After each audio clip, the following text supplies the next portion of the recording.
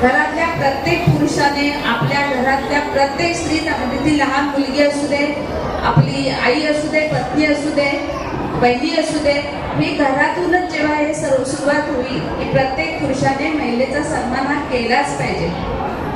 घरातून सुरुवात झाली तर बाहेर जेव्हा स्त्री फिरते तेव्हा तिचा सन्मान बाहेरचे लोक सुद्धा करतील. आता जी परिस्थिती आहे सध्या आपण बघतोय, प्रत्येक दिवस काय आपण पेपरात वाचतो, आताही तुम्ही तुम्हाला नव्याने सांगायला नको.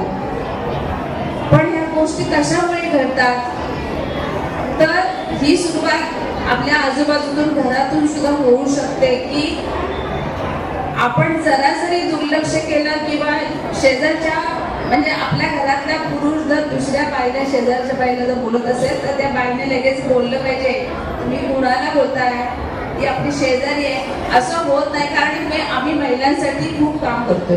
मी गेली 20 वर्ष महिलांच्या या प्रश्नांवर काम करते आणि हे मला अनुभव आहेत, म्हणून मी तुम्हाला आज मी ते सांगते की आता हे अति झाले.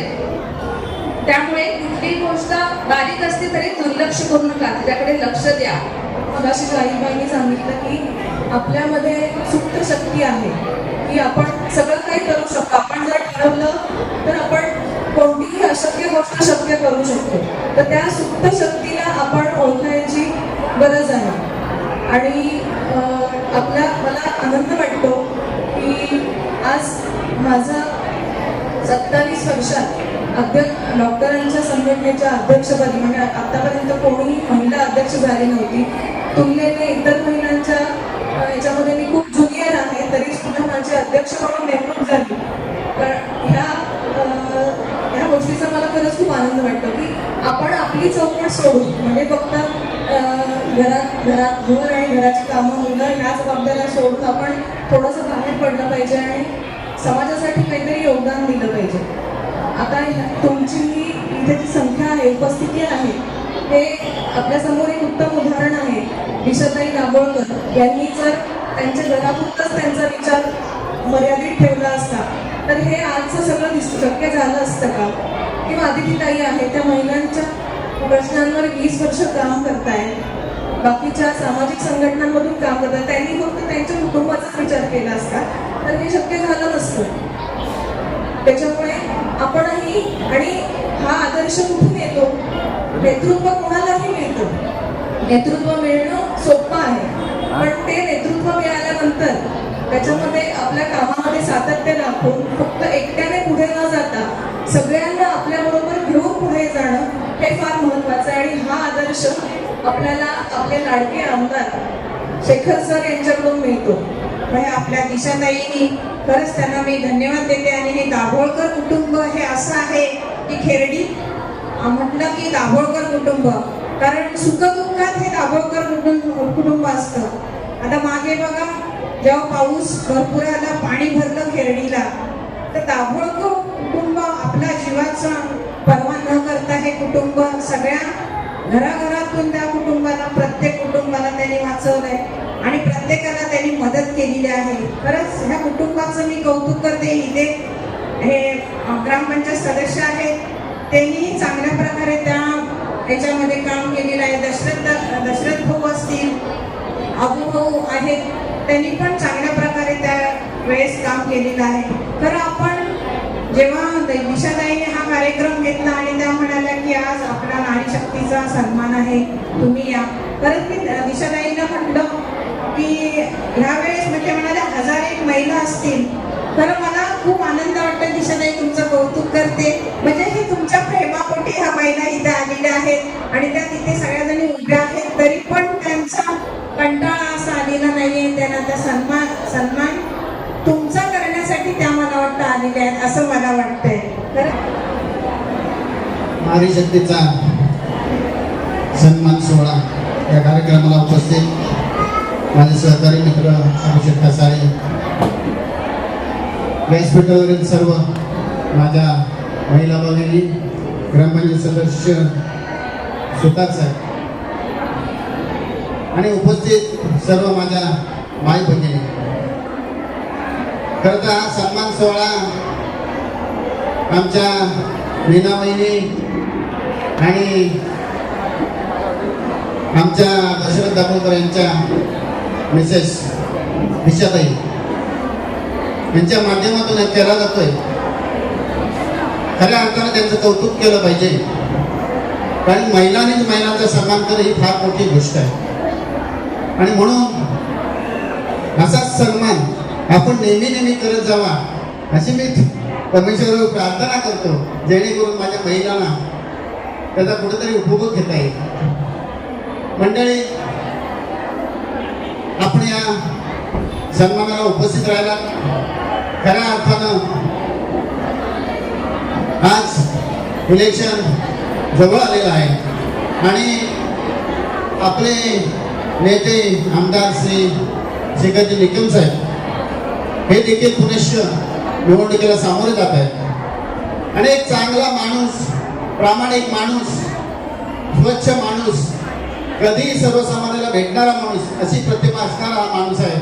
आणि म्हणून मी आपल्या सर्वांना, माझ्या भगिनींना या निमित्ताने विनंती करतो की या माणसाला पुन्हा पुढचे 5 वर्ष आपण सर्वांनी संधी द्यावी अशी. कारण 50% आरक्षण आहे आमच्याबरोबर, तुम्हाला देखील तेवढेच अधिकार आहेत.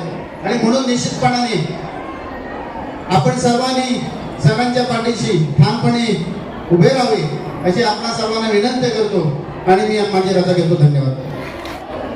खऱ्या अर्थानं नारी शक्तीची किंमत किंवा नारी शक्तीमुळे काय बदल होऊ शकतो हे या सरकारला लक्षात आलं होतं. त्या माध्यमातून त्यांनी उमेद असेल किंवा बचत गट असतील किंवा ह्या महिलांच्या हाताला सक्षमीकरण करण्याचं काम असेल, या माध्यमातून महिलांना ताकद देण्याचं काम 2016-17 पासून सरकारने केलेलं तुम्ही आम्ही सगळ्यांना बघतो. इथं आमच्या वीणाताई आणि आमच्या स्वालाताई उपस्थित आहे. त्यांच्या माध्यमातून बचत गटाचं जाळं विण्याचं काम असेल किंवा महिलांना वेगवेगळे उद्योगधंद्यामध्ये रुची निर्माण करून ते उद्योगधंदे करून अर्थार्जन करण्याचं काम असेल, ह्या सगळ्यांसाठी शासनाला चांगली अशी भरघोस मदत करून महिलांना सक्षम एकत्रीकरण करण्यासाठी म्हणून एक पाऊल उचललं. शासनाला त्याची पूर्ण कल्पना होती. तुमच्याकडून शासनाकडून एक पाऊल उचललं गेल्यामुळे तुम्ही तुमच्याकडून 2 पावलं उचलून आज एक सक्षमीकरण दिसते, एकत्रीकरण दिसते. परवा सुद्धा एक मेळावा झाला, किमान 1500 जेव्हा महिला होत्या, ते एकत्रीकरण करून ह्याचा उपयोग समाजाच्या प्रगतीसाठी कसा करता येईल म्हणून सरकारने त्यांना पूर्णपणे ताकद देण्याचं ठरवलेलं. तुम्हाला आम्हाला सगळ्यांना माहिती आहे की ह्या ताकदीच्या माध्यमातून सरकारनं वेगवेगळ्या प्रोजेक्टला मदत करणं असेल, त्या उत्पादन केलेल्या मालाला बाजारपेठ निर्माण करण्याचं काम असेल, तो माल विक्री होतोय की नाही ते बघण्याचं काम असेल, वेगवेगळ्या आधुनिक पद्धतीचे व्यवसाय करण्यासाठी महिलांची तयारी असेल तर त्यांना ताकद देण्याचं काम असेल. या सगळ्या गोष्टीतून आज महिला वेगवेगळ्या ठिकाणच्या ग्रामीण भागातल्या महिला सुद्धा असतील तरी सक्षमीकरण त्यांचं होताना किंवा आर्थिक स्तर उंचावताना तुम्हाला मला बघायला मिळतं. पूर्वीची आपल्याला माहिती आहे, महिलांच्या बद्दल बोलायचं झालं तर सहज सगळे म्हणायचे की महिला म्हणजे नळावरचं भांडण, 2 महिलांचं किंवा 4 महिला एकत्र आल्या तर कुठलं काम होऊ शकत नाही, अशी एक समाजात परंपराने रूप प्रचलित होते. मला धन्यवाद द्यायला लागतील महात्मा ज्योतिबा फुले आणि त्यांच्या सावित्रीबाई फुले यांनी त्यांनी महिलांना शिक्षणाची दारं उघडी करून दिली आणि शिकल्यामुळे तर महिलांमध्ये प्रगती होताना आपल्याला दिसते. आणि ती प्रगती नुसती होताना त्यांच्या हातामध्ये चलन आलं पाहिजे किंवा त्यांनी स्वतः व्यवसायामध्ये कार्यरत व्हायला पाहिजे. कारण एखादी महिला आर्थिक नियोजन असेल किंवा कौटुंबिक नियोजन असेल पुरुषाचा 10 पट चांगल्या पद्धतीने करू शकते. आणि हे तुम्ही आम्ही आजपर्यंत सगळे बघत आहोत. अत्यंत काटेकोरपणे एखाद्या आलेल्या पैशाचं नियोजन असेल किंवा आलेल्या परिस्थितीचं नियोजन असेल महिलाच अत्यंत सक्षमपणे करू शकते, हे तुम्ही आम्ही सगळ्यांनी अगदी जवळून बघितलं.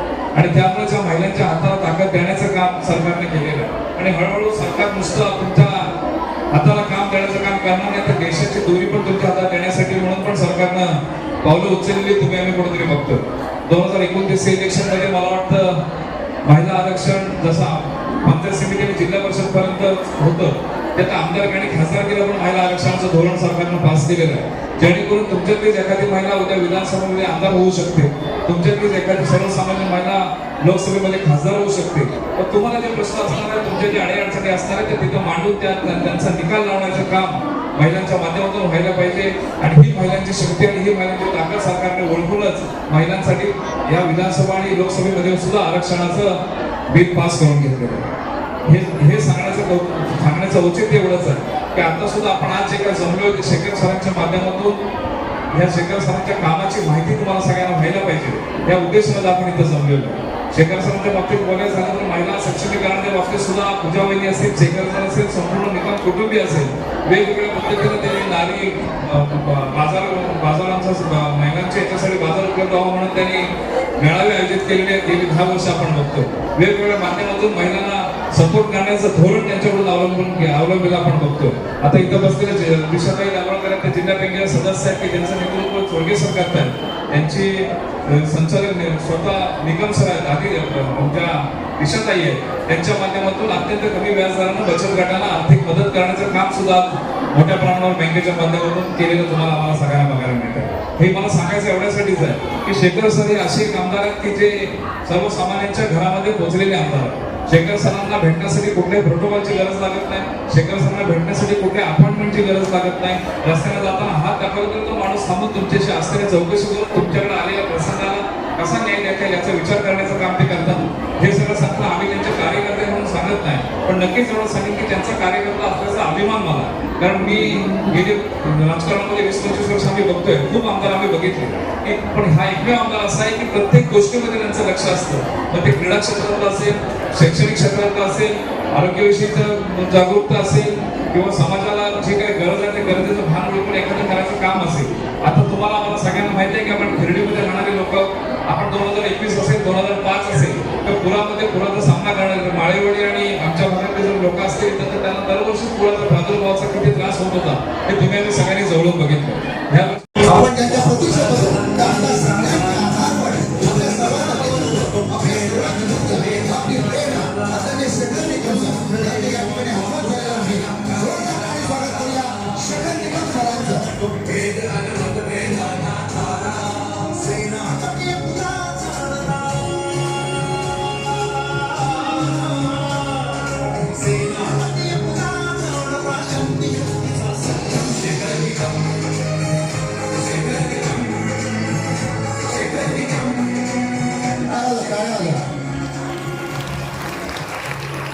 त्यानंतर आदरणीय पूजा निकम मॅडम यांचं देखील या ठिकाणी आगमन झालेलं आहे. आमदार पत्नी म्हणून न राहता एक सामान्य स्त्री, समाजासाठी झटणारी स्त्री, आपल्या वाट्याला आलेल्या जे काही प्रतिभा आहे ते प्रतिभेतून समाजाला खरं तर योगदान देणाऱ्या म्हणून पूजाताई निकम यांचं या ठिकाणी ओळख आहे आणि म्हणून त्यांचं देखील मी मनपूर्वक स्वागत करतो. मॅडम आपण कृपया सन्मानपूर्वक असणं सवयचं आहे. आदरणीय सर या ठिकाणी आलेले आहेत. सर्वांचं स्थान आपल्या हृदयात आहे. सर हे आपल्यासाठी श्रद्धास्थान आहे. सर आपली प्रेरणा आहे. सर आपली ऊर्जा आहे. सर आपलं नेतृत्व आहे आणि म्हणून सरांचं येणं हे आमच्यासाठी अत्यंत आनंददायी बाब आहे आणि म्हणून सरांचा सन्मान या ठिकाणी केला जावा असं मी दिशाताई दाभोळकर आणि आदरणीय सरांचा या ठिकाणी यथोचित असा सन्मान होत आहे. मी सांगतो, सर्वांना विनंती करतो की आपण जोरदार टाळ्या वाजूया आपल्या लाडक्या नेतृत्वासाठी. आदरणीय शेखर निकम सर यांचं या ठिकाणी आगमन. आदरणीय सर यांनी खास आपल्याशी संवाद साधण्यासाठी या ठिकाणी आलेले आहेत आणि म्हणून सरांचा देखील या ठिकाणी सन्मान होत आहे. टाळ्या मात्र कमी पडू देऊ नका. ज्या माणसानं गेली अनेक वर्ष आपल्यासाठी मिनिटाने जगलेले आहेत. सकाळी किती वाजता उठतात, किती वाजता झोपतात याची काही कारमर्यादा नाही. प्रत्येक क्षण फक्त आपल्या समाजासाठी आपण दिला पाहिजे याच भावनेतून, याच सामाजिक बांधिलकीतून सरांनी आपले जीवन वेचलेलं आहे आणि म्हणून सरांचं योगदान आपल्याला विसरून चालणार नाही. यानंतर मी लगेचच दिशाताई यांना विनंती करतो, पूजाताई निकम यांचा देखील आपण यथोचित असा सन्मान करायचा आहे. नारी शक्तीचं प्रतीक काय असतं हे पूजाताईकडे बघितल्यानंतर कळतं. पूजाताई निकम या सरांच्या सावलीप्रमाणे आहेत. त्यांना सभापती पदाची भूमिका देखील पार पडत असताना त्यांनी समाजाच्या प्रत्येक घटकाला न्याय देण्याचा प्रयत्न केला. आज देखील त्या प्रत्येक कार्यक्रमामध्ये, प्रत्येक उपक्रमामध्ये सक्रिय असतात. नारी शक्तीसाठी काय करता येईल का, विद्यार्थ्यांसाठी काय करता येईल का, प्रत्येक घटकासाठी आपलं योगदान काय देता येईल का, त्या ठिकाणी पूजाताई निकम सुद्धा अतिशय प्रामाणिकपणे उपस्थित असतात आणि म्हणून ही नारी शक्ती आहे, ती तुमची शक्ती आहे, तुमचं प्रतीक आहे आणि मग तुमच्या प्रतीकासाठी तुम्ही टाळ्या वाजवा. आणि म्हणून आज या ठिकाणी राष्ट्रवादी काँग्रेस पार्टी आयोजित आदरणीय या चिपळूण संगमेश्वर मतदारसंघाचे लाडके कार्यसम्राट आमदार आदरणीय शेखर सर यांच्या अध्यक्षतेखाली आणि आपल्या सर्वांच्याच ओळखीच्या असलेल्या खेळडीतील एक मोठा प्रस्ताव आपल्या नीना काकी यांच्या आणि माझ्या संकल्पनेतून आजचा हा कार्यक्रम आपण आयोजित केलेला आहे आणि हा कार्यक्रम नारी शक्तीचा सन्मान या हेडिंगसाठी आपण याचसाठी ठेवला की सर्व महिला किती महत्त्वाच्या आहेत. आजच्या तुमच्या उपस्थितीतून मला हे सर्वच दिसतंय की नारी शक्तीचा सन्मान हा झालाच पाहिजे. तर नारी शक्तीचा सन्मान हे हेडिंग का ठेवलं हे आपल्या सर्वांना माहिती असलं पाहिजे. पण पुन्हा एकदा सांगते की सर्वच महिला किती महत्त्वाच्या आहेत. एका कुटुंबाची गाडी हाकत असताना, सर्व कष्ट करत असताना महिला ही सक्षम असली पाहिजे आणि ती सक्षम होण्यासाठी, ती सक्षम करण्यासाठी अनेक योजना आपलं सरकार राबवत आहे. त्या योजना आपल्याला माहिती असल्या पाहिजे. आता नुकताच आपण एक लाडक्या बहीण योजनेचा लाभ घेतलेला आहे. सर्वांनाच लाभ मिळाला असेल किंवा काही जणांना नसेलही मिळाला, पण तो मिळणार आहे एवढं नक्की हे आपल्याला सर्वांना आता जाणून आहोत. ह्याची मुदत सुद्धा आपली खरं तर 30 सप्टेंबर पर्यंत होती, पण अजितदादांनी पुन्हा एकदा सरांनी त्याचा तगादा लावल्यामुळे 15 ऑक्टोबर पर्यंत ही तारीख वाढलेली आहे. 15 ऑक्टोबर पर्यंत अजूनही आपण नोंदणी करून या योजनेचा लाभ घेऊ शकतो. बऱ्याच महिलांच्या खात्यात आता 1500चे 3 हप्ते आणि त्याचबरोबर भाऊबीज म्हणून आता येऊ घातलेल्या दिवाळीची भाऊबीज म्हणून जवळपास 3000 रुपये असे 7500 रुपये जमा झाले. कुठलंही सरकार आतापर्यंतच एवढी मोठी योजना घेऊन आलं नव्हतं जी योजना या सरकारने आपल्या सर्वांसाठी आणलेली आहे. ही योजना अत्यंत महत्त्वासाठी यासाठी आहे की सरकारला असं वाटतं की आपली महिला, आपल्या महाराष्ट्रात असलेली महिला ही सक्षम असली पाहिजे. आणि ती सक्षम कशा पद्धतीने असली पाहिजे तर ती आर्थिकदृष्ट्या देखील सक्षम असली पाहिजे. ती बाकी सर्व काम करते, कष्ट करते, राबते, पण आर्थिकदृष्ट्या ती कमकुवत राहता कामा नये. ती सक्षम असली पाहिजे. 1500 रुपयाच्या माध्यमातून का होईना पण प्रत्येक महिलेला हा लाभ भेटतोय हे कमी नाही आहे. 1500 रुपये आपण आपल्या नवऱ्याकडे मागताना सुद्धा थोडंसं कचरतो, पण आपल्याला आपल्या हक्काचे दर महिन्याला 1500 रुपये मिळणार आहेत ही फार मोठी बाब आहे. आणि याच्यासाठी जवळपास 46,000 कोटीचा निधी महाराष्ट्र शासनाला दरवर्षी खर्च करावा लागतो. ही योजना जरी मुख्यमंत्री लाडकी बहीण योजना असली तरी त्यासाठी प्रयत्न आपल्या सर्वांचे लाडके उपमुख्यमंत्री आदरणीय अजितदादा पवार यांनी केलेले आहेत. आणि त्यासाठी त्यातला महत्त्वाचा वाटा जर कोणाचा असेल तर तो आपले कार्यसम्राट आमदार आदरणीय शेखर सरांचा आहे असं म्हटलं तर वावगं ठरणार नाही. कारण प्रत्येक वेळेला, प्रत्येक ठिकाणी ज्या वेळेला महिलांचे प्रश्न उपस्थित होत असतात त्या ठिकाणी आपले सर धावून जातात आणि त्या ठिकाणी तो तगादा दादांच्या मागे लावतात. दादांचे अत्यंत विश्वासू आणि लाडके आमदार म्हणून जर कोण असतील तर ते शेखर सर आहेत. याची आपल्या सर्वांना कल्पना असली पाहिजे. त्यामुळे आपली जर कुठची कामं वाढत असतील तर ती वरपर्यंत म्हणजे दादांपर्यंत, उपमुख्यमंत्र्यांपर्यंत पोहोचवायची असतील तर त्याचं माध्यम म्हणजे आपले शेखर सर आहेत हे कुणीही विसरता कामा नये. त्यामुळे मी पुन्हा एकदा सांगते की ही लाडकी बहीण योजना सुरू करण्यामागे सगळ्यात मोठा वाटा जर दादांचा असेल तर त्याच्या मागे पाठपुरावा करण्यासाठीचा वाटा हा आपल्या सरांचा आहे आणि त्यांच्यामुळे आपल्याला हा लाभ मिळालेला आहे हे अजिबातच विसरता कामा नये. मी एवढंच सांगेन की आज स्त्री सन्मान हा सन्मान होणं गरजेचंच आहे. मी तर म्हणेन महिलांचा सन्मान आपण करतो, पण आदरणीय उपमुख्यमंत्री अजितदादा यांनी आपला सन्मान केलेला आहे आणि तो लाडक्या बहिणीतून हे कदापि आपल्याला विसरून चालणार नाहीये. आणि खरंच खूप एक दिलासा त्या माध्यमातून मिळालेला आहे. पण तुम्ही सगळ्या आज एका मेसेजवर आज सगळ्या तुम्ही दोघे आणि ह्याच्यामधलं असलेली प्रेम आणि आपुलकी या माध्यमातून दिसून येते. शेवटी आज आमदार म्हणून शेखर सर काम करतायत, त्यांचं कर्तव्य त्यांनी करावं आणि ते करत राहतील. पण तुम्ही सगळ्यांनी त्यांच्यावर टाकलेला विश्वास, दिलेलं सहकार्य ह्या जोरावर आज ते काम करत आहेत. त्या माध्यमातून तुम्ही तर नक्कीच पाठीशी असणार आहात हे मी सांगावं असं मला वाटत नाहीये. पण तुम्ही आज सगळ्या एक अगदी म्हणजे माझ्या जवळच्या मैत्रिणी म्हणून तुम्ही आहात. कारण अनेक नारी सन्मान इथं करत आहोत. त्याच्यामध्ये मग कोविडमध्ये आशा असतील, माझ्या अंगणवाडी सेविका असतील आणि माझ्या सर्वच महिला, तर प्रत्येकाचं ह्या गोष्टीला कळत न कळत सहभाग आणि सहकार्य लाभलेले आहे. अशांचाच सन्मान इथे आपण घेत आहोत. आज बचत गटाच्या माध्यमातून सगळ्या माझ्या इथे अगदी CRP पासून कोषाध्यक्ष पण साध्यक्ष सगळ्याच आहेत. पण तेवढ्याच मर्यादित न राहता योजनेमधल्या बाहेरच्याही महिलांचा सन्मान झाला पाहिजे त्या दृष्टीने आज राष्ट्रवादी काँग्रेस पक्षाच्या माध्यमातून हा स्त्री सन्मान होतोय. मी तर म्हणेन स्त्रीचा सन्मान जिथं होतो तिथे लक्ष्मी नक्कीच चांगली म्हणजे तिला सन्मान होतो, तिथे लक्ष्मी वावरत असते. अशा सगळ्या तुम्ही लक्ष्मी रूपी आपल्या घरामध्ये आहात आणि तुमचा सन्मान करणं हे कर्मप्राप्त असेल आणि त्या दृष्टीने इथे आलात. मी फार न वेळ घेता आज सगळ्या गोष्टींनी परिवर्तन होत आहे. तुमच्या